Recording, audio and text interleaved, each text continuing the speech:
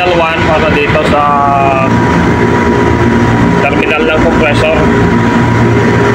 Gagawa natin ng paraan kung ito kakasya ito na lang ang ating gagawing paraan para i-check natin kung okay pa itong compressor, kung hindi stuck up. Yun. Dahil mayroon naman itong continuity, so yung ganitong terminal clip ay hindi na maaari. So ang gagawin natin, papalitan natin ng ganitong terminal wire. Ayusin din natin yung loss na yun, no? Ayan guys, update ko kayo guys pagkatapos na. Hindi ko lang mag-videohan.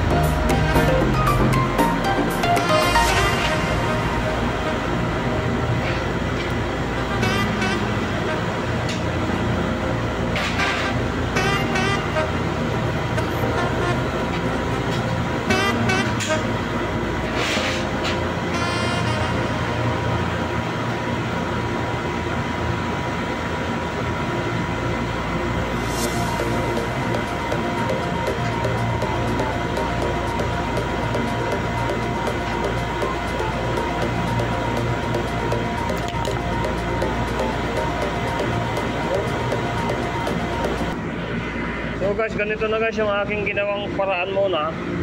Dahil ganito lang ang paraan talaga eh. Wala na akong ibang maisip na paraan na itong terminal, kundi ganito yung aking nagawang paraan na. So ito naman guys, hindi first time na gawin ko, kundi madami na. At okay naman yung mga naging resulta. Okay na, hindi naman loss. At hanggang ngayon ay gumagana pa naman.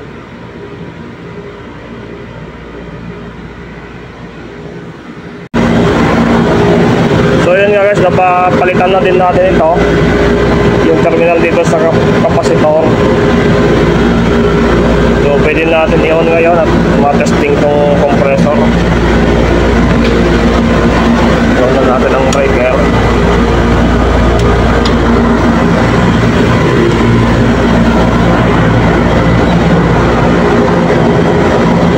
Lagyan natin ang amperahe para susutin muna natin para check natin kung gana.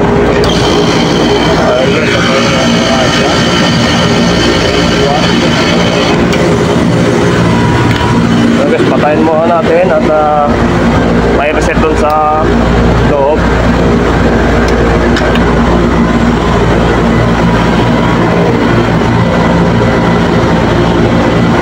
Check natin sa loob.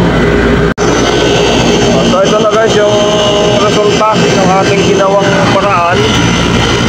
Itong terminal ng white, yan. Terminal na clip, pinalitan natin ng itong terminal wire na lang. So 29 ampere.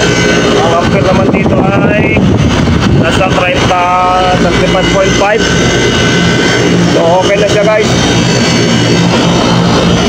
Pawis-pawis siya oh. So okay pa yung compressor natin. Hindi natin sasuggest na palitan agad. Dahil nagawan pa natin ng paraan yung terminal ng compressor. Ngayon ay okay na siya. Malamig guys, makalamig.